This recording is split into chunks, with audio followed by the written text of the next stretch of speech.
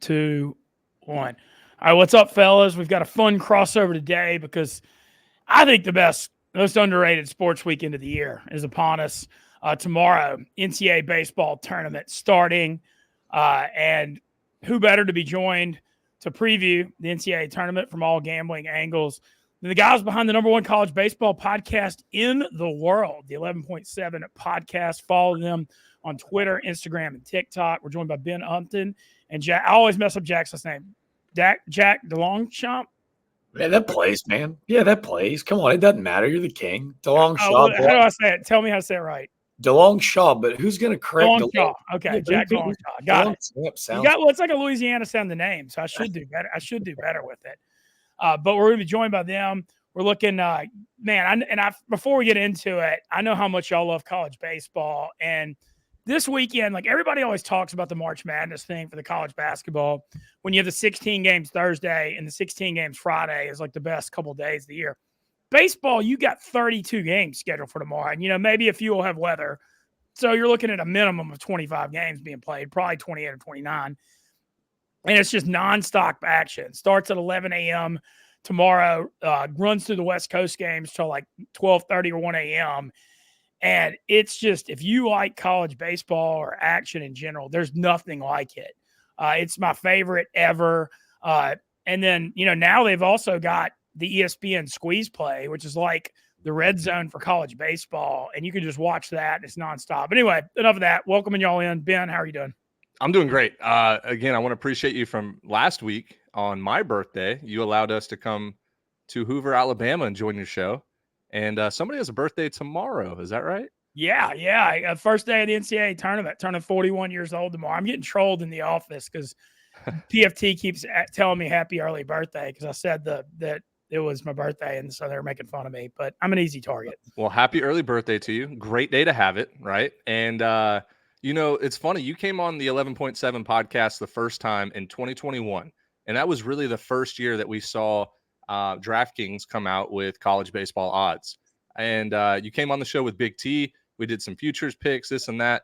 And since then, the game has grown so much just because of college baseball gambling. So happy to be back on.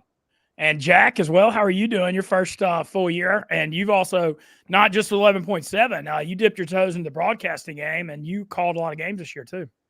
Yeah, man. I've been super blessed in year two to get the opportunity to call some top 25 baseball. Man, to me, it was pretty simplistic. I just love telling stories in sports. College baseball, obviously, the love. So to get to learn from this guy, Ben, man, it was a true blessing to jump on board. It's been a blast. It's been a roller coaster, man. As you know, Mintzy, like college baseball is bonkers, right? So there's sure as hell a ton of stories to tell. No, and it's great to have y'all out there in the trenches too. And like, while I'm a huge 11.7 fan, I mean, I'm good friends with both of y'all, but that's regardless of taking that away. Ben played at Mercer, Jack played at George Mason, and y'all tell the story of not just, you look at college baseball and everybody talks about the SEC and the huge fan bases, but man, y'all get to the real meat and potatoes of it. Y'all take it to the people. Y'all go all over. Y'all highlight, the G5, the Power 5, whatever. I mean, even D3 with Birmingham Southern and their College World Series. Y'all are all over all the stories, and I think y'all do a great job of it. And then also, I love picking Ben's brain about the gambling because he knows everything about college baseball. But just huge fan here and love what y'all built. Y'all are almost at 70,000 Twitter followers now. Give them a follow at the number 11, the word 0.7. Which is a play off the 11.7 scholarships that were allotted to baseball, which is ridiculous. But anyway, I wanted to give you all a big shout out before we got into this. And so for those who are stoolies that are, watching this, kind of just trying to learn about the NCAA baseball tourney, the way it works, we got 16 host sites, and they're all 4-team double elimination tournaments. You've got 8 national seeds and then 9 through 16. And if any of the 8 national seeds win their regional, they get to host a 2 out of 3 game super regional next weekend. And then the 8 winners of the super regionals make the College World Series, which goes June 14th to June 24th in Omaha. And anybody that's never, I actually met Ben in Omaha in 2021, but if you've never been to the College World Series, it is one of the greatest American events. And man, there's really just nothing like it. And it's so cool for college baseball to have that road to Omaha and the mystique of Omaha. It's such a fitting, awesome thing. Yeah, and another great thing about the NCAA baseball tournament, which I might be a little biased, but it's the most exciting sports tournament of the year. 64 teams, and it's not like the college football playoff or even March Madness where, maximum 8 to 12 teams can win it all. College baseball, man, we've seen like a 4 seed win it all with Fresno State back in 2008. We saw Coastal Carolina do it in 2016. This year, I think there's about 20 to 25 teams that could win it all. There's not this juggernaut LSU team or Wake Forest team from last year. It seems like it's going to be a wild, crazy event. And, man, I'm excited for it. Oh, hell yeah, me too. And the thing is, you see this in pro baseball too, but even more so in college with metal bats and this being double elimination, 2 losses and you're out. Anything can happen. It's one of the most unpredictable sports. And in gambling, my strategy a lot of times is to take underdogs just because of that. I think like taking big favorites, you just never know what's going to happen. But we'll jump right into it. We're going to try to run through these regionals, make some futures picks. I mean, there's a lot of ground to cover, so we'll try to get through it. I'm not try to make this take all day. And we'll just run through the regionals 1 through 16. The first one, Knoxville, Tennessee. The Tennessee Volunteers, the number 1 overall seed, 50-11 record, SEC regular season champions, SEC tournament champions. And when you look at Tony Vitello's program, you go back the last 3 years, you got 2 Omaha appearances, and the one team that didn't make Omaha was what many people felt was one of the best college baseball teams of all time, but they lost 2 out of 3 at home to Notre Dame in the Super Regional. They're the host. Southern Miss, the 2 seed, really good program out of the Sun Belt. Indiana, a little controversial, them slipping in at 3 out of the Big Ten. And who's the 4? Northern Kentucky. Okay, the Norse, the Vikings. The Norse. Okay, yeah. They're the 4. Does anybody have a shot to upset Tennessee at all in this regional? Yeah, hypothetically, yeah. I think this Indiana team came into the season with a preseason ranked top 25. They have 2 All-Americans on their roster, which is nice. I don't know if the depth is there, but like you just never know. Like nobody would have predicted Notre Dame beating that 2022 Tennessee team. Yeah. And obviously, as a host site, you have an advantage, but there is more pressure. And tickets are going on sale for, triple, almost 4 digits right now in Knoxville. But Tennessee, to me, kind of got screwed by the committee. And they get the Sun Belt tournament champs in Southern Miss coming in. You get a Northern Kentucky team, which is not the worst 4 seed on the board, a very offensive club. So, like, Tennessee should win this regional. They absolutely should. But, I mean, things can get murky, get down in the mud. Tennessee, obviously a huge favorite in Northern Kentucky. The lines are out on DraftKings already. We're taping this Thursday. Just have the lines right now. They don't have the run lines or over-unders posted yet. Southern Miss is minus $1.45 against Indiana. I was looking at taking Southern Miss there. What do y'all think? Look, we're diehard Southern Miss guys right now. We've been living and dying with them all year. I'll let Jack take over this one, but I don't know. I don't know if I'm laying 145 on that. Hey, we love a mid-major. We love an underdog. But the thing about the Fun Belt is it's super aggressive offensively. I really like Southern Miss's Friday night guy. They're going to run out a guy that won a D3 championship. He's pitched under the bright lights. So to me, I like it. I know Ben loves a plus number. But and especially in the postseason, right? Like you already said it. It's sexy and attractive to take that plus number. If you're looking at a regional winner, to me, like Tennessee is a foregone conclusion. But like, do not sleep on Southern Miss. Southern Miss feels a little bit sly. They're gonna be playing a little bit angrier because they felt like they deserved maybe as a 2 seed to go play a 13 or a 14 instead of obviously the foregone conclusion, the number 1 team in the country. Yeah. And last year Tennessee won at Southern Miss in the Super. Yeah, this is a rematch of last year's Super Regional. So a little bad blood there too. All right, so that's matched up with the regional that's the 16 seed, which is East Carolina. Awesome atmosphere in the jungle, one of the best atmospheres in college baseball. There's a lot of debate over who deserved the 16 seed. East Carolina was a really good team all year, had some injuries late, they got swept at Tulane, kind of limped to the finish a little bit. They host fascinating regional with Wake Forest as the number 2 seed. Wake Forest losing on the Tommy White walk-off home run. We're right there to make the national championship game last year. And then VCU, the 3, and East Carolina is playing Evansville, who's a good 4 and won their conference tournament.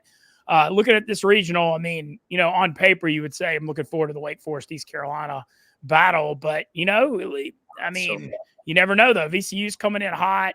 Even though Wake's a huge favorite in that game. I think they're minus 350. And then Evansville is hot, winning the conference tournament. But what do y'all think about East Carolina Wake? Who do y'all like in this regional? I went ahead and picked East Carolina to win this regional. I know there's a lot of Wake hype right now. The thing about East Carolina, though, is like for 90% of the season, they were a top 15, top 10 team in the country. They go down a very, very cold stretch at the end of the season, but they're starting to get those pieces back.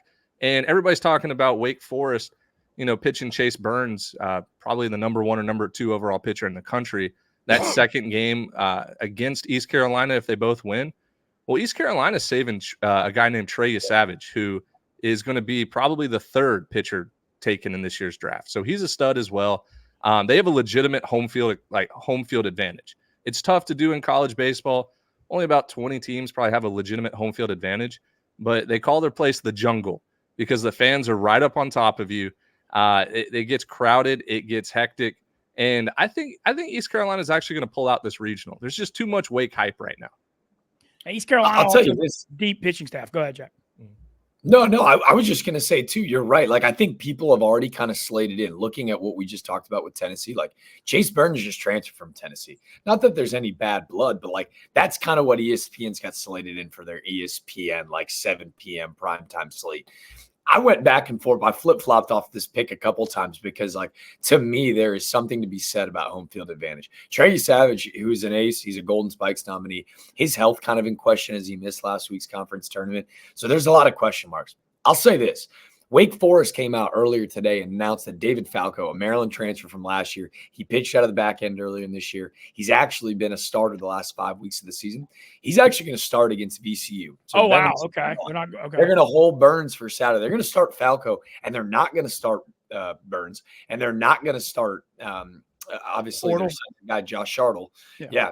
So it's like, Hartle, excuse me. Did I say Chartle? Yeah, no, sorry. They're going to start Hartle on Sunday. So all of a sudden, like, you're kind of sleeping on a VCU team at plus 320 tomorrow on DraftKings. Like, that's a really fun hypothetical investment if you're into the mid-major, plus 320. Honest to God, Wake has struggled when Hartle and obviously Burns aren't on the bump. So that's a line that I've been kind of looking at too. I love that pick. I think VCU is a really, really good team. They have a legitimate ace pitcher with one of the best bullpens in the country. So if they can keep it close, one swing away, East Carolina's field is very short. Like, you're going to see a ton of home runs this weekend there. And they're one big blast away from winning that game. So I like the plus 350 a lot. Yeah, it's a lot of money. I took Wake 14-1 a few weeks ago after they swept Clemson, and I'm having buyer's remorse really bad. That's a good price for them, though. Well, it was at the time, and then they got swept at NC State, and now they end up in a tough draw at East Carolina and being matched up with Tennessee if they somehow get out of this. So that may not be the best aging futures bet I've ever made. We'll run to the 2 seed Kentucky. They're the host in Lexington. Kentucky got off to a 14-1 start in the SEC, and so they ended up having a good SEC record. Kind of faded a little bit down the stretch. I also think they kind of padded their record by sweeping Auburn and Missouri, some of the worst teams in the SEC. Still think they're a heavy favorite in this regional. Indiana State, the number 2 seed in this regional. But what do y'all think anybody's got a shot to beat Kentucky in this regional? I don't know if Indiana State's got enough pitching. Yeah, they got a shot, right? Kentucky, they started out the year really, really hot. And I think they were 13-1 or 14-1 at one point in SEC play, which was crazy. And, the thing about Kentucky is it doesn't matter who they play. Like, they're not going to change their style of baseball. I call it like the triple option version of college baseball. A lot of moving parts, a lot of freak athletes. But they can't recruit with like the Arkansas and Mississippi States, Tennessees. They're kind of a notch below that. I actually picked Kentucky to win the national championship. And I know the odds aren't great. I think they're 10-1 or 11-1 right now. But I think as far as depth goes, which is what you're going to need to win a College World Series, I think they have it. And look, Indiana State could go out there and sweep through the regional. They were snubbed, definitely qualified to host a regional. And, that might, backfire on me. But I think Kentucky is going to run through this regional pretty easily. Kentucky has a pretty new ballpark, sold out. Obviously, they've got Big Blue Nation, so I expect that atmosphere to be really good. They're taking their amount of 720 against Western Michigan out of the MAC, and then I'm looking for the Indiana State line right now. Who's Indiana State playing?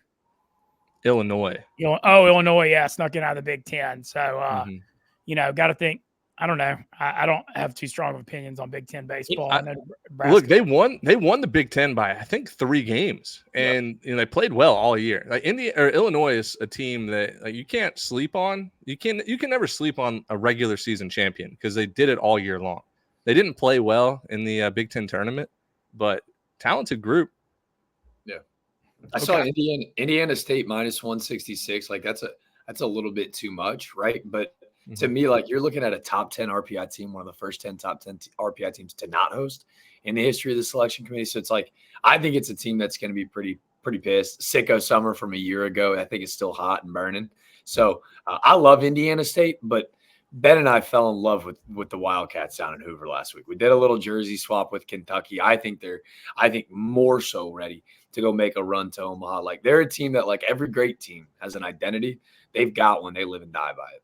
And they're matched up. So what we're doing is we're doing who's their matchup to win the Super. So the 15th seed is Oregon State, hosted in Corvallis, Oregon. Incredible program. Has won, I believe, multiple national championships. 3 of them, I think. Yeah, 3 since 2006. The last one being 2018 when Arkansas famously dropped the foul ball in game 2. Oregon State the 1, Cal Irvine a solid number 2 seed, and the 2 Louisiana schools who actually rode together or traveled together all the way out to Corvallis, Oregon.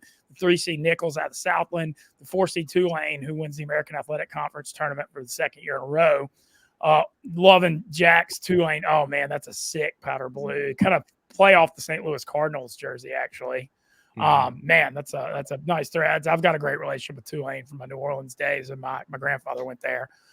Looking at this regional, Oregon State, I remember, Ben, you told me a stat. We went over games yesterday off the air.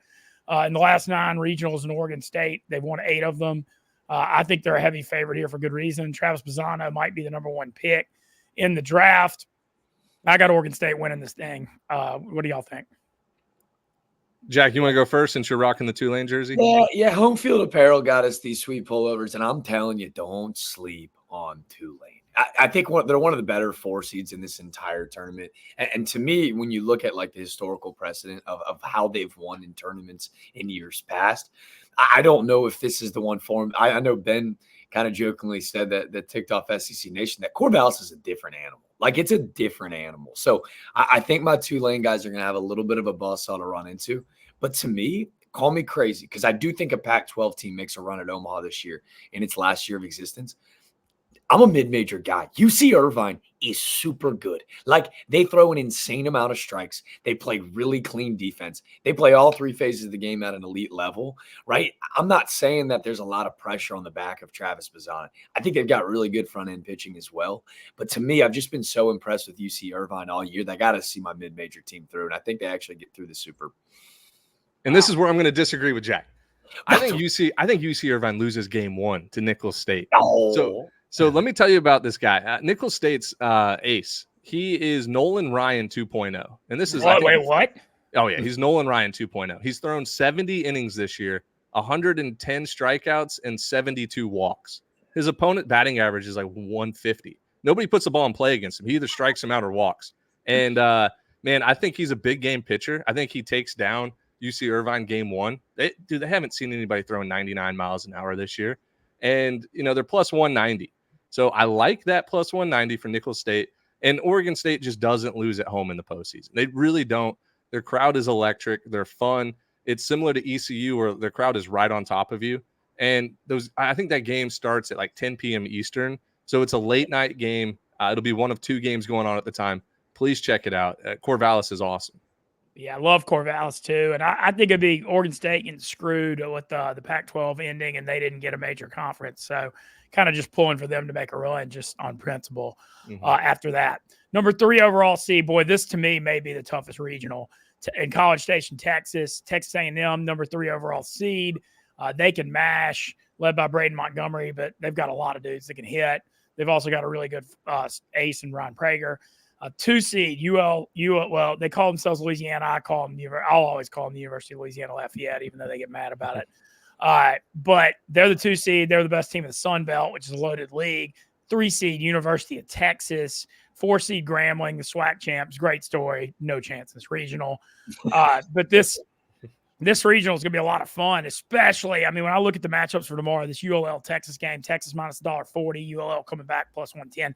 That may be one of the top 3 or 4 first round matchups tomorrow.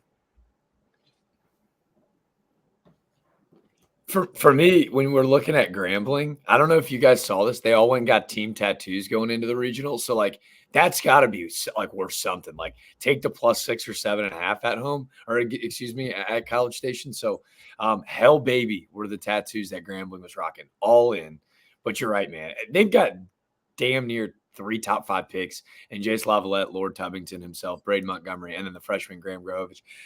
When you look at this, doesn't it just scream the rivalry renewed with Texas and A&M for Saturday night? Like, it's going to be primetime television. The unis are going to be elite. But don't sleep on Matt Deggs and his group. Ben and I have been obsessed with their shortstop all year. It's this kid named Kyle DeBarge, who is like one of those dudes can win games by himself. Like, Kyle DeBarge can go hit 2 home runs and double backside, and like all of a sudden you turn around and you go, this guy's got 6 RBIs today, and he's going to beat the University of Texas and rob us of our rivalry game. Like, what the hell? Who the hell is this dude? He's one of the best shortstops in the country. I'm stuck. To me, A&M has done it from start to finish this year, so it's like it'd be so shocking to not see this A&M team in a regional, in a super, based off of like A, Bluebell Park, B, the offense, and then maybe one of the best bullpens in the country. But don't sleep on the Raging Cajuns, dude. Yeah, look, A&M, as far as major league talent goes, they probably have the best roster in the country. And, you know, they're one of the best teams at home all year, too. I went ahead and made my pick. I like the Raging Cajuns to pull off an upset. I think Texas A&M is going to obviously kill Grambling. Like, they're going to win by 15 runs. And then Texas will have that look-ahead game after that gets done. And I think the Raging Cajuns, they like to scrap. Like, they like to be the underdog. They're a team, they call themselves the water hose boys because they don't drink from the fountain. They drink from the hose. Just a gritty group led by one of the grittiest coaches in the game. I think that they showed that they were good enough all year in the Sun Belt to pull off the upset in College Station. That's just my pick. Yeah, I lean that. I remember this actually reminds me of a couple of years ago. ULL got sent to this A&M regional, and it was TCU in there, and ULL actually beat TCU in the first game, but then TCU came clawing all the way back out of it. So I could see that. I think I'm going to ride ULL as a slight underdog with you tomorrow in that one. The 14th seed regional is an all-West regional. Cal Santa Barbara, the host. It's got Fresno State, San Diego, and the University of Oregon. I'm not the most well-versed in the West Coast baseball, but Ben, you told me UC Santa Barbara's won 25 in a row at home, and you like them in this regional. Yeah, 25-0 this year. They have not lost at home. They're one of the most underrated teams in the country by far. Matt Ager, their Friday night guy, is going to be a 10-year big leaguer. The guy is nasty, 3-4 pitches. I don't see a way where San Diego, Oregon, and Fresno State can beat this team twice at home. Like, they might get them once, but Santa Barbara's deep enough. They should not lose 2 games. Like, they're going to win this regional, in my opinion. Yeah, I hit you with the not so fast. Hey, Matt Ager, who did pitch for Team USA, is filthy, but he can only throw once this weekend. I think Oregon's the best 3 seed in the entire tournament. I'm a little biased because they do use pencil bats, so I'm a big fan. They got a ton of grad transfer guys. They got a kid named Justin Casella who transferred from a smaller school in Elon, a CAA program. Like, I'm really obsessed with their offense. I think the more physical you are this time of year, like, A, it sells. Chicks dig the long ball, and I think Oregon hits a ton of them this weekend. I think it is them and the Gauchos who have one of the coolest nicknames in all of sports. But I take Oregon to get out of this thing. And I think they're a pick 'em tomorrow. I think they're like minus 115 against San Diego. Rightfully so. San Diego's super talented as well. But I think that's a really good number tomorrow. Oregon, I know they almost made the College World Series last year. They lost to Oral Roberts in that crazy super regional final. That game 3, it was nuts when Oral Roberts came back. But Oregon, I mean, they could score a lot of. I hadn't seen as much this year. They usually can hit. They can score runs. But I'm going to ride what Ben said, though. If Cal Santa Barbara is that tough at home, I'm not going against a team that's 25-0 at home. 4-seed regional, boy, this is a fascinating one in Chapel Hill, North Carolina. UNC with Vance Honeycutt, one of the best players in college baseball, won the ACC regular season title. You know, everybody talks about the SEC, and rightfully so in college baseball, but the ACC is clearly the number 2 league. It's freaking loaded. They're the 1 seed. The LSU Tigers, who are really up and down all year long, and then as LSU is prone to do, swept Ole Miss the final week of the regular season, and then they caught fire in Hoover, Alabama last week. Made a run all the way to the SEC championship game, falling 4-3 to Tennessee. But they're hot at the right time. Obviously, they're the defending national champs, led by Jay Johnson, Tommy White, one of the stars in college baseball. Just can't, hoping for, just as a fan, that we get the UNC LSU battles in this regional. LSU's taking on Wofford tomorrow. They're a big favorite. LSU is. But, what do y'all think about this regional? Who do y'all like, Carolina or LSU? I think we both picked LSU officially on our pod. But, this is one of those where if you're looking for a dark horse team that nobody's talking about, Wofford's a really, really fun group. They play fast. They have a bunch of guys that look like clones of each other. It's really, really intriguing to watch. And, they're either going to win this. Wofford will either somehow win this regional or go 0-2. They're that type of team. When they're hot, they're good. When they're not, they're really bad. The fun thing, though, is LSU has been they were so bad during that middle stretch of the season. But remember, they returned a lot of guys from that national championship team last year. They played really well in Hoover last week. And this is a team that believes now. And they believe in a different way. Last year it was, hey, we believe because we are the best team. Now they're saying, hey, we believe because nobody else believes in us.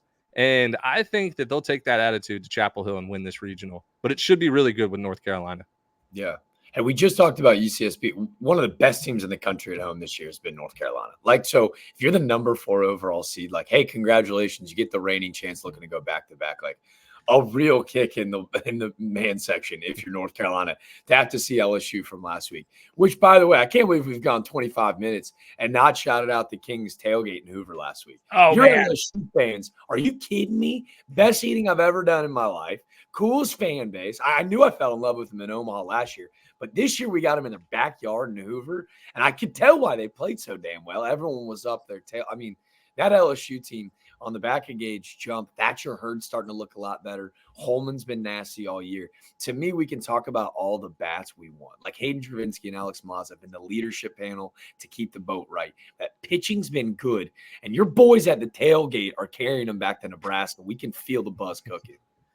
All right, so going with LSU. LSU, you mentioned Gage Jump and Luke Hallman as a solid 1-2 start in rotation. I think it's, I know the back end of their pitching staff is pitching a little better, but I think really the key to the series is if LSU and UNC win their first games, it's that game 1 on Saturday where, the winner of that is going to have such a big edge, not having to gas their staffs. And I think that's going to, whoever wins that game is going to win this regional. I think LSU is going to do it too, though. They just got that magic. I don't know. There's just something about LSU baseball, man. They always just find a way. They can be down. They were down 8-0 twice in Hoover. They come back. And they just, even a lot of the Paul Maneri teams would struggle during the year and catch fire in Hoover and make postseason runs. This kind of reminds me of that. But I don't think you want to mess with LSU right now. So I've got them pulling it off. The 13 seed regional that they're matched up with is a very unique one out in the desert in Arizona, which is a very weird place to play. I got familiar with that ballpark when Ole Miss lost out there in the Super a few years ago. But that ballpark in Arizona, fly balls fall. The outfield is the most spacious outfield I've ever seen. So you see fly balls that are regular outs that are doubles all the time. You got to have outfielders that can fly to cover it. Arizona's the 1 seed, but one of the toughest 1-4 matchups we have is Grand Canyon, who's also from out in Arizona. So that'll be very comfortable playing there. Arizona's only minus 220 tomorrow. And that one, and then the 2 seed, a team Ben Upton loves, the Conference USA tournament champion Dallas Baptist, who's always gets to this tournament, causes problems. So this is kind of like a regional maybe that, it wouldn't jump off the page at you unless you talked about it, but it's a fascinating one. Oh, no doubt. And you mentioned it, starting with that 1 versus 4 matchup, Arizona versus Grand Canyon. These two teams play each other all the time, multiple times a year, every year. And, the Grand Canyon players, the coaching staff have won there before, and they're not going to be intimidated at all. So that'll be a fun matchup there. But then you get the Dallas Baptist versus West Virginia game, which is featuring Ryan Johnson starting on the mound for Dallas Baptist, facing J.J. Weatherholt, who could still potentially go number 1 overall in this year's draft. And both of those teams have what it takes to win the national championship. They like they are both very streaky. Dallas Baptist fits our 11.7 hot, cold, hot theory very well. They were red hot to start the year. They got ice cold, but now they're heating back up. They won the Conference USA Championship. So like every game in this regional is going to be intense. There is no Grambling State. There is no Long Island. Like, no offense to those programs, but a little overmatched there. Everybody's like playing on an equal playing field. So I like Dallas Baptist to advance. In fact, you can get Dallas Baptist 90-1 right now on DraftKings. Wow. And, I have a proposal for your boss, Dave Portnoy. If he puts $11,700, 11.7, he would win $1 million. So wow. Well, he's been Dave on always, when it comes to college baseball, he always like takes somebody before Omaha. I've kind of been in his ear on it, reminding him. But right now, he's so dialed into the Celtics run, and he's talking about playing the $250K poker tournament at the World Series of Poker on June 21st too. But I'm going to keep nudging him toward the college baseball. So hopefully, I'll run that up the chain and let him know. But hopefully, we'll see Dave get involved with a little bit of college baseball content. He always does in Omaha. Oh, so yeah. I'm sure it's coming, but I'm trying to nudge him a little early with regionals and super regionals. Ben, I know you're a big Dallas Baptist guy. I mean, you think they have a good shot to win this regional and then possibly beat LSU or North Carolina too, right? 100%. Yeah, no, I believe in this team a lot. They're a factory, Mintzy. Like they do the same thing every single year. They just keep producing and developing players that are overlooked out of high school or junior college. And like now they have that reputation where they'll get the big time recruits. Man, this is a team that has been so close to getting to Omaha over like the last decade. Very similar to like a Southern Miss or an East Carolina, where like I think this will be finally the year that they make it. They make that jump, and I think they can make a deep run in Omaha too. They kind of remind me like you saw Oral Roberts do it last year, winning a couple of games in Omaha. It kind of seems like a similar private school type deal. They lost in the third game of a super against Virginia 2 years ago. I mean, they're certainly not good. They're used to being in the postseason. They're battle tested. So I kind of don't hate your logic. And when I'm looking at futures, one of the ones I liked is the Dallas Baptist 90-1. I think when you 90-1 is crazy. Yeah, the futures in college baseball, I don't think there's value in taking Tennessee or A&M 5 or 6-1. It's just too hard to get through the 64 team tournament. And they'll be about the same. Yeah, those A&Ms and Tennessees will be about the same. Maybe plus 400, plus 450 if they get to Omaha. Like it's still kind of a flip of the coin when they get there. So you can wait on those. Yeah, I agree. I agree with that logic. All right, moving on. So now we're through 8 of the 16 regionals. We're trying to power through here. But, hey, great crash course, especially if you're not familiar with college baseball. I love talking with Ben and Jack. Their knowledge of the game, they blow me. They're honestly like kind of how I know about it because I probably blow them up and annoy them trying to pick their brains all the time. All right, 5 seed, Fayetteville, Arkansas. Arkansas Razorbacks, Baum Walker, one of the great stadium atmospheres. Coach Van Horn, I mean, just stone cold living legend of college baseball. Done every single thing in the sport but win the national championship. Should have won it in 2018. Arkansas fans are still sick about it. They're led by Hagen Smith, the lefty, who's basically like the Randy Johnson of college baseball. He's the best. He's the number one pitcher in the game. Arkansas's got a loaded pitching staff. Not as good of an offense as maybe we're used to with the Razorbacks, but they're still massive favorites in this regional. Louisiana Tech, who I used to cover, have a great relationship with. They won the Conference USA regular season title, lost to Dallas Baptist in the championship. They're the two, a kind of a scrappy Kansas State team, the 3 seed in this regional. Look, Tech can hit. I don't think they have enough arms to go win at Arkansas. I got Arkansas coming out of this thing, and I don't think they're going to get threatened, really. Yeah, there's this idea that like Hagen Smith is kind of doing what Paul Skeens did a year ago. So for college baseball fans who like maybe just be tuning in for the first time, Paul Skeens already a big leaguer for the Pittsburgh Pirates, had one of the arguably the greatest college baseball seasons of all time on the mound. Hagen Smith is one-upping him just a season later. Like what he's doing is almost ignorant. Like he hasn't like really gotten banged around since his first weekend start against James Madison, who snuck into the tournament this year as a 3 seed. Like he's almost unhittable. Their entire rotation is, but you're right, Mintzy. Like if they had the Arkansas offense of 21, this might be one of the greatest college baseball teams assembled, but they've struggled to score runs. They played like a 13, 14 inning game against A&M where they were only able to scratch across 1 run. That's a little bit of a concern. It's why I think there is a very small window for a team like La Tech. Kansas State, who does have 2 big leaguers in their roster, and obviously Tyson Neighbors, who's a back-end bully, one of the best closers in the country, and Caleb Culpepper, who's probably a top 15 pick through the middle infield. With all of that being said, Ben took them to win the Natty preseason for what I think your hypothetical investors logic that I can't seem to reason with. Ben, why don't you tell the people why they're going to win it all this year? Look, I hope they do. Like, they're one of the fan bases, and being unbiased, right? Like, I was rooting for Mississippi State in 21. I was rooting for Ole Miss in 22. And like this year, like I was rooting for Arkansas. Like I want to see them get that off their back. And, I don't know. It doesn't really matter what I think. But this is a team that when you talk about top end pitching, they have it. And the bats have just been a roller coaster all year. And I think they easily could win the national championship. You have to hit to win postseason games because everybody's throwing their best arms at all times. There is no midweek atmosphere, as we call it, where you're facing guys who will never pitch. But sometimes it feels like it's easier to get hot at the plate than like rely on pitching that's been bad all year. You know what I mean? Like, it's harder to go from a bad pitching team to a good pitching team than it is from a bad hitting team to a good hitting team. Because it just takes 3 or 4 guys to get hot and you start scoring runs. So like Arkansas easily could win the national championship. Everybody's doubting their hitting, including myself. But like, don't be surprised if they make a deep, deep run. And they're matched up with the 12 seed regional, which is the University of Virginia out of the ACC. Mississippi State, a very strong number 2 seed. A lot of people thought that, that 16 spot that East Carolina got, Mississippi State and Duke were the 2 teams mentioned that could have been hosting. Mississippi State, strong number 2. St. John's out of the Big East and Penn out of the Ivy League. Rolling out this regional. A lot of people, Mississippi State has been an extremely popular pick to win this regional. Virginia's obviously got a great program. They're no strangers to Omaha.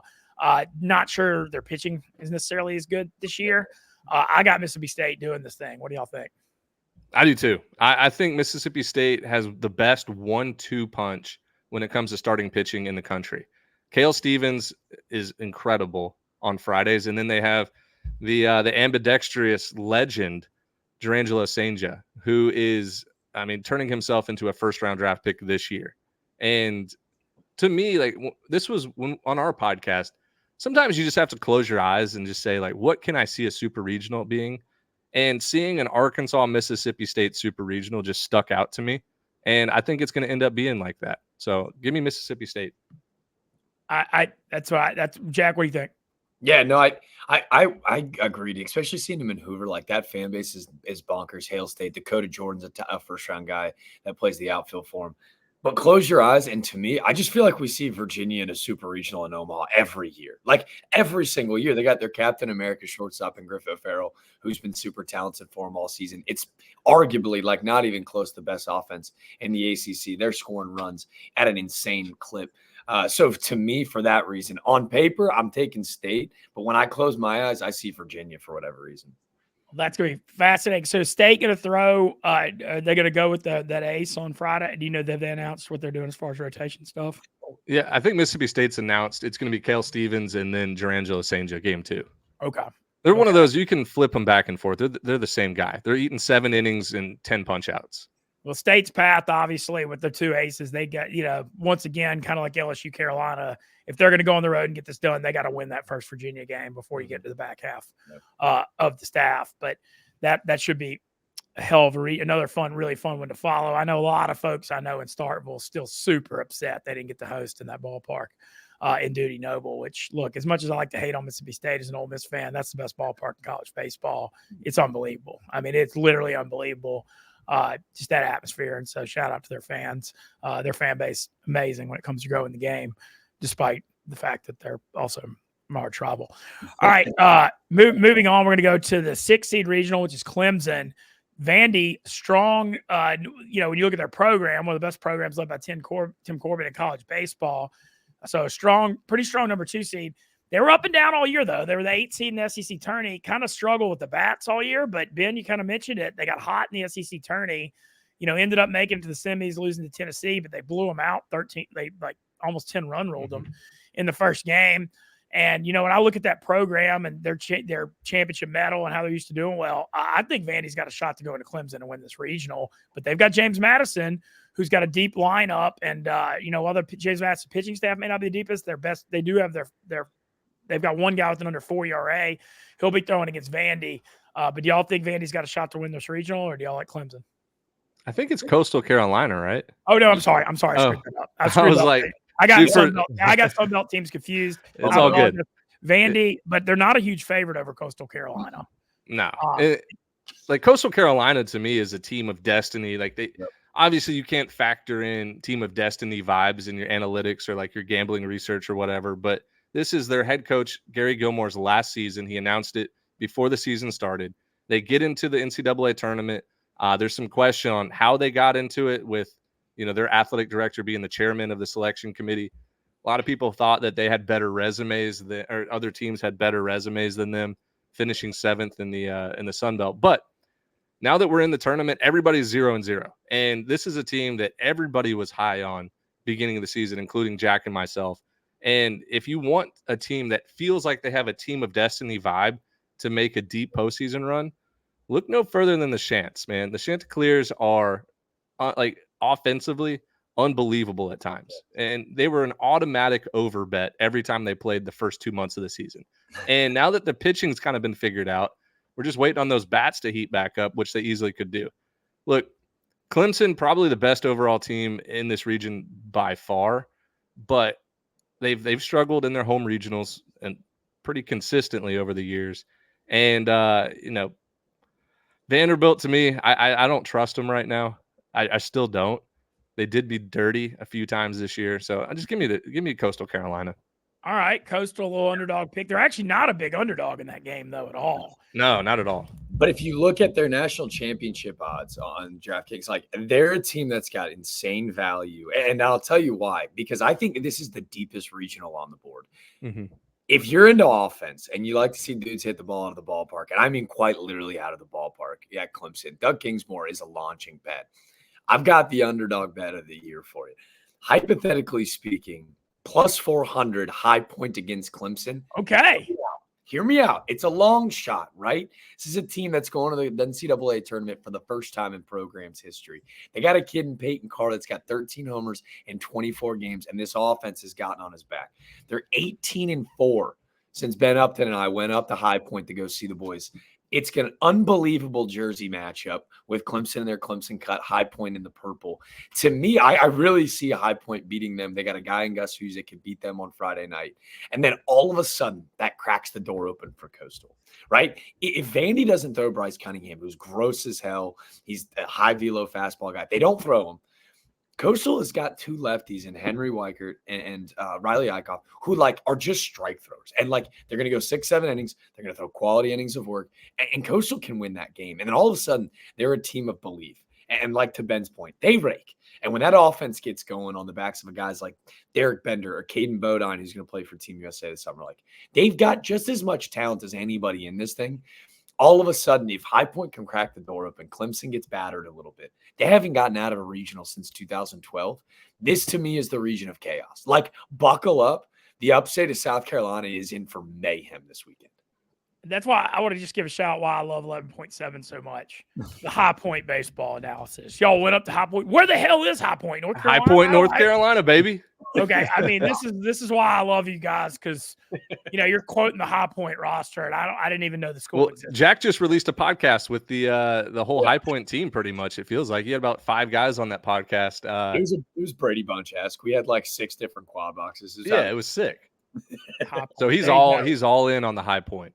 All right, I know Coastal. I do want to speak to those overs you mentioned. I saw their over-unders were 17.5 and 17 for a while this year. Oh, dude, it got up to 19.5 for a while. Some midweek games against Wake Forest was 19.5. I mean, you talk about 12-7 games going under. That's pretty wild. Well, the Clemson regional matched up with Oklahoma State and Stillwater, which is, man, I still remember a couple of years ago that regional where they were down 13-0 to Southeast Missouri and came back and beat them 26-15 in the same game, down 13 runs and win by 11. Bananas. But they're the 1 seed out of the Big 12. They're good. They got a good pitching staff. The 2 seed is Nebraska, the Big 10, who's got a stud ace. I'm gonna let you talk a little more about him, but he's starting against, and then 3 seed Florida, who made the national championship last year, but really struggled this year, 28-27. Kind of feel like they're there on their reputation, maybe a little more than how they are this year. But they still got Jack Caglione, who's the Shohei Ohtani of college baseball, so you can't necessarily write him off. Oral Roberts is the 4. Oral Roberts, won 2 games in Omaha last year, but they're around 500 this year. It seems like they're not necessarily as good. What do y'all think about this regional? It's going to be a fun one to watch. If you're talking star power, Oklahoma State is loaded with future big leaguers. Florida, obviously, I think I saw a stat that maybe Kendall Rogers tweeted out, or maybe somebody else, but they lead the country in solo home runs.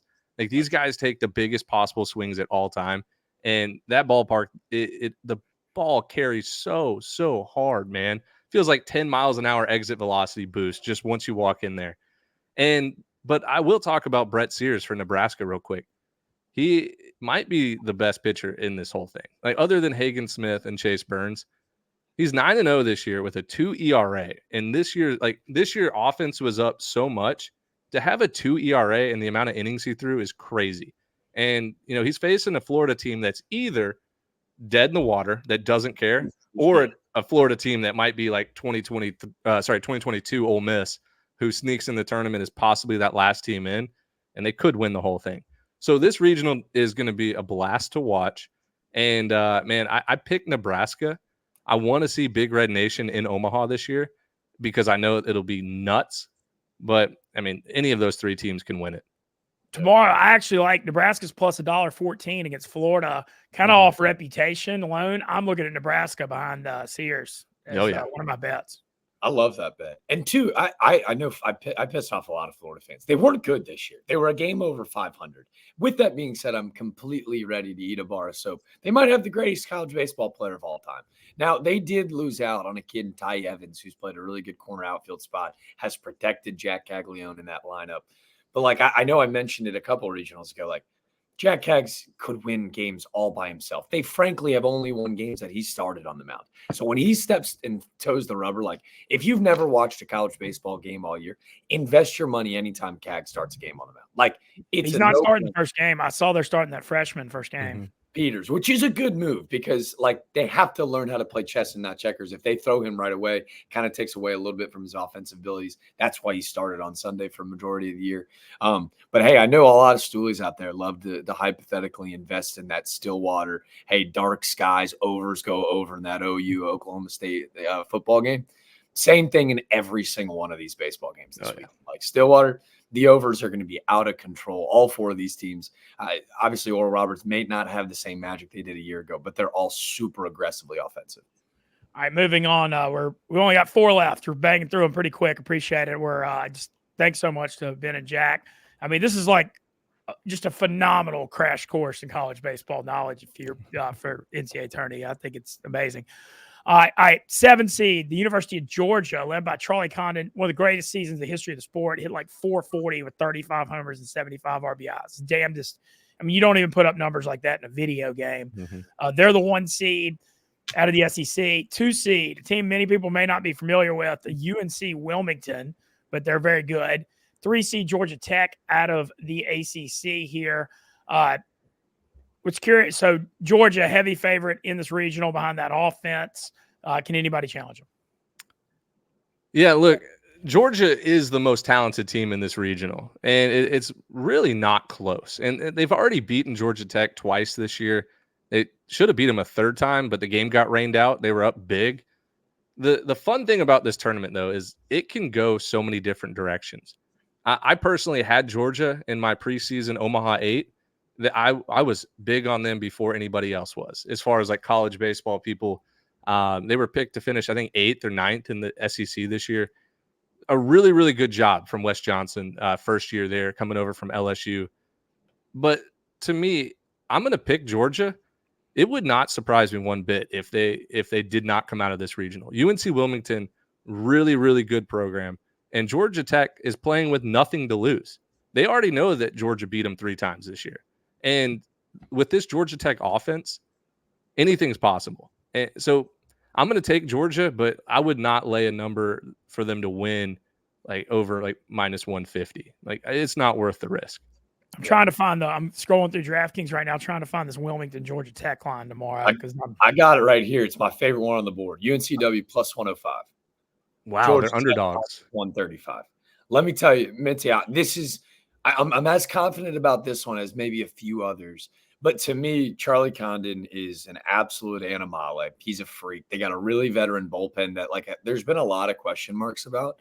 But to me, they've shored up. They played a midweek against Clemson. And to me, after that ball game, like, they've looked really good out of the pen. They did it by sweeping South Carolina heading into the SEC tournament. They obviously go one and done. But they feel just as good as ever. A 10-day rest might be the best thing for a veteran pen. Drew Burris of Georgia Tech might be the most talented freshman in the country. His hitting coach is on this dang call with us. Ben knows him well. But I'm telling you right now, UNCW is, to me, the next mid-major on the rise, looking to implant itself as kind of like a Coastal Carolina or obviously an ECU or an Indiana State DBU. UNCW hasn't been to a super regional. They haven't advanced out of a regional yet. This is the year.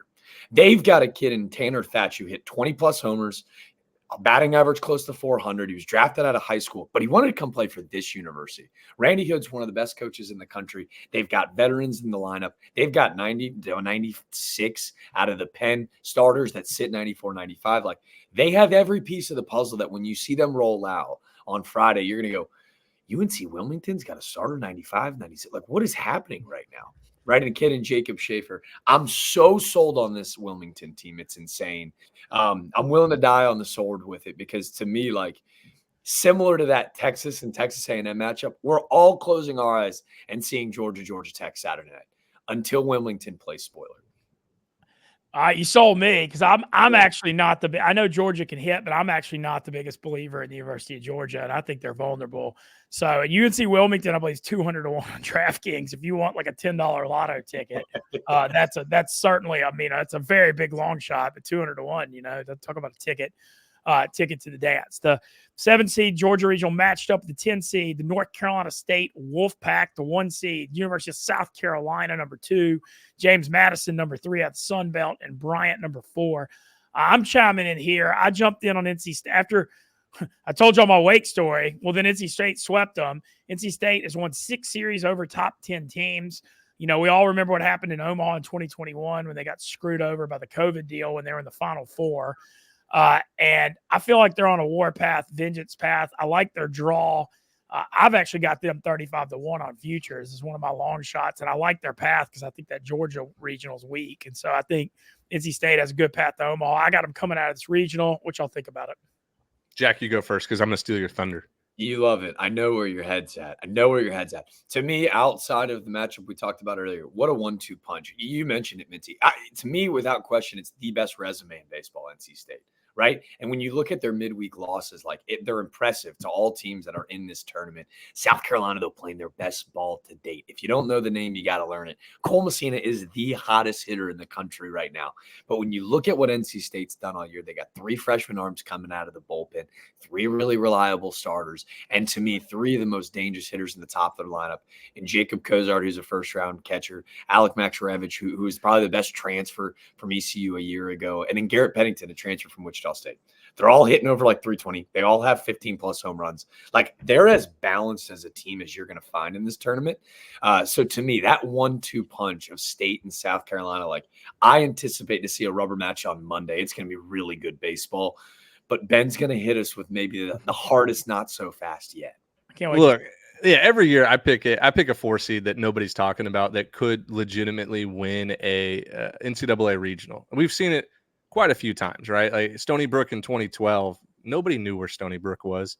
Well, there's a team that's playing in Stony Brook's conference this year, the Bryant Bulldogs, who I think they'll either get blown out both games and run ruled, or they'll win this thing. And I'll tell you why. Their pitching staff is their top 7 guys that they throw, all really good numbers, and they're all 5th and 6th year seniors. So these aren't their 2023 Ford Raptors or Chevy Silverados. Like, these are 2011 Chevy Cruzes that'll run forever. And in order to pull off some upsets, you have to have a team, in my opinion, a team that won the regular season for their conference, won the conference tournament, show you're a good team, right? You can win games. But you also have to have guys that have pitched a lot of innings in college and who are not going to be on any kind of pitch count. None of these guys are going to get drafted. They might sign some free agent deals. They might, go play indie ball, or they might just hang it up. They don't care about the health of their arm. If they're throwing 7 innings with 134 pitches, don't be surprised. So this is just a fun team. I think they're being highly overlooked. And we have seen NC State struggle in the midweeks. And we've seen them play down to their competition. So if they can get that Friday win, I think the winner of the South Carolina James Madison game, they're going to be scared to play the Bryant Bulldogs in that winner's bracket game. Just a long shot. I think, I don't know. I just looked at it, plus 550 against NC State. So if you're on the long shot, you just heard Jax's high point plus 400 and Ben going with Bryant at plus 550. That's a lot of things can happen in a baseball game. Once the run lines come out, you might want to take NC State minus 5.5 and the plus 550 because they're either going to get blown out by 15 or they're going to win the game. I love it. Pretty awesome analysis there. Well, like I said, I'm on the NC State's one of my futures, that 35-1. So we're down to 2 regionals now. The 8 seed, the Florida State Seminoles, second year for Link Jarrett, who did an awesome job at Notre Dame, upset Tennessee 2 years ago, took Notre Dame to the College World Series where they won multiple games. He's a Florida State guy, went back home. Year 1, first time they had made the tournament, God knows how long, a little bit of rebuild. They were 100-1 beginning of this year, and they came out just on fire. We're a really good team and a strong ACC all year. They're the 8 seed. Look, I hate to just crap on people. I think they got a really weak regional here. Central Florida started out the year hot, struggled a little bit in Big 12. Not the best pitching team. They can hit a little bit. Alabama was hot early in the SEC, kind of faded late. Stetson, underrated, always pretty good little Florida private school. But I got the Noles here. What y'all think? I have Florida State going to the national championship game against Kentucky. So I hope Florida State wins. I'll tell you this, though. You're looking at 3 teams that are familiar playing at Florida State, over coaching staffs and everything like that. The thing for me, Florida State has to win pretty convincingly without Jamie Arnold tomorrow. I don't think they're going to throw him because Cam Leiter is out, their number 2. And Stetson is very capable of winning tomorrow against Florida State. I'm going to trust Florida State's offense and hope they can piece it together on the mound. But Jamie Arnold, who's going to be a unanimous All-American this year for Florida State, has just been carving up hitters every single outing. He's I think he has a 17 and a 14 strikeout game this year in ACC play, which is nuts. I don't know. I hope Florida State wins, but we got some news today that their number 2 starter's out, which is not good. Stetson plus 280 tomorrow, another if you're looking for those long shots. Yeah, and Stetson's beaten. I want to say Stetson beat Florida State either at Florida State this year or last year, recently. They beat Florida this year too. Yeah, they win some big games. They're not going to be intimidated. I'll tell you that. There was this idea too going into this regional where I was kind of with you, Mintzy. To me, off first glance, I was like, that's a little bit of a weak one, especially just because I think it was surprising to see Alabama's at 2. We saw them in Hoover. They played good baseball all year, but they were just a little underwhelming last week during the SEC tournament, just from an arm standpoint. And it's that point in the season where guys are fatigued. So you just didn't see that high velo and a little bit of lack of control for guys without that high velo. To me, UCF plus 124 tomorrow is a frisky number. It really is to me.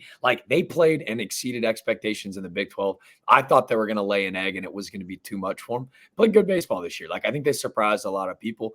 Not only that they could hang, but enter the field of 64 over a team like TCU. So to me, I like UCF tomorrow, but this is Florida State's to lose. You want a storyline for the year, right? Rest in peace, Mike Martin, one of the greatest college baseball coaches ever. They're destined to make a little bit of run, and they got a great path to Omaha to get it done. And finally, last regional, we banged them out pretty quick here, a little over an hour in. Oklahoma out of the Big 12, the number 9 seed, really tough number 2 seed in Duke, who was top 5 at one point early in the year. The hot, cold, hot theory you talked about, kind of went through a tough stretch in the tough ACC, won the ACC tournament last week. Very strong number 2 in this regional. UConn, the number 3 of the Big East, but UConn, I remember they made the super regional at Stanford last year. They won the Maryland regional, I remember. And Oklahoma's good, don't get me wrong, but I got Duke in this thing. What y'all think? I'm taking Oklahoma. Oklahoma at home this year has been really good. I know Duke is the popular pick for the right reasons. Coach Pollard does a really good job motivating these guys, as Jack's tweeted about recently. And he really does. Like, he's built a really, really respected program that teams do not want to play. For me, though, I like Oklahoma at home. Man, they won the Big 12 by 3 games, and they're getting hardly any credit for it. Other than one weekend where they slipped up and got swept by Lamar, they've been flawless this year. So I think UConn could potentially beat Duke tomorrow in a look-ahead game. UConn's pitching staff's really good. The offense is kind of big number on that one. They're a very big underdog. And I don't think Jonathan Santucci's pitching tomorrow for Duke. And Duke's got a bunch of guys that they can run out there on the mound that gets outs. But man, I'm going to take Oklahoma here. Listen, Duke's probably the right pick, but I'll go with the Sooners. I was going to say I hated how everyone jumped on my bandwagon because I felt like seeing this Duke team earlier this year and hearing the reports that they're investing in baseball, it's going to be a complete overturn for that stadium next year. Chris Pollard is about to become the all-time winningest coach in the history of Duke baseball. They've got Ivy League veterans. They've got absolute top 50 stud freshman incoming dudes. This is everything together. They had 4 preseason All-Americans on the mound, 3 of them which in the bullpen. Like, that's just stupid with the best closer in the country and Charlie Bielenson. This to me is like, it was shocking they didn't get the host, but this is why I love them. Ben and I talked about this the other day on our pod. Mintzy, did you see their reaction when they found out they were a 2 seed? When they announced them? Oh, they didn't clap. They threw them up on the live for the selection show. They didn't clap. They didn't cheer. They just stood there. They looked like they were ready to throw a sucker punch to whoever was in their way, and they're about to go on an absolute bulldozer steamroll straight to Omaha. They were furious, and that fires me up this time of year. And I'd say a Duke Florida State Super All ACC would be potentially a lot of fun. All right, we got through all the regionals, so a couple of quick things to go through. Ben, you said long shot future. Your Dallas Baptist 90-1 is your favorite. Oh yeah, big time. Okay, I'm on the NC State 35-1. I'm going to jump on Dallas Baptist with you. And then y'all kind of talked me off the ledge on the Vandy thing. I was looking at Vandy 40-1, but I'm kind of second guessing it. I might take that one. So that's kind of what I'm looking at. Do you have any futures?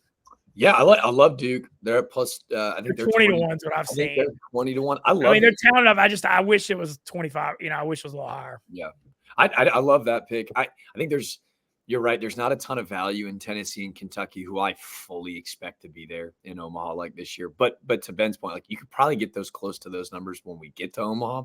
I love Duke at 20-1. The other one that we kind of joked about, but I am pretty serious. South Carolina, the Gamecocks at 35-1. If they can get by NC State, you're going to see that number like cut in half if they can get out of that regional, because I think it's a favorable super matchup. Mm-hmm. So there's a lot of teams fun out there. Ben, like, I think if you could do SEC versus the field, I think there's just so much parity out there this year that would be a really fun investment. So, but yeah, those are my 2 teams. But this year it's going to get weird, so who knows? Hell yeah. Well, great preview of the NCAA tourney. Loved having with y'all. Check out 11.7. As I said, follow them on Twitter and Instagram. Check out the pod. If you want to if you ever want to learn about college baseball, these are the guys to do it. As always, check out DraftKings. They're going to have they'll have the run lines and the over-unders up tomorrow for the games. Right now, they've got the money lines out. Hoping they'll get the odds to win the regionals post tomorrow as well. But thank you guys for giving me a little over an hour of your time. Comprehensive NCAA tourney breakdown. We'll get this out as fast as we can so everybody can check it out and get a little crash course. And I reiterate it, do not forget to watch Squeeze Play, which is the red zone. It's like the NFL red zone, but for college baseball for the NCAA tourney. They only do it for the tourney, which is ridiculous, but that's a whole nother rant. But man, you can just watch Squeeze Play Friday through Monday and the supers, and the entertainment is just literally off the charts. I'm going to be watching college baseball all weekend, as I know y'all are. Are y'all going to just sit back and watch, or y'all going to any regionals?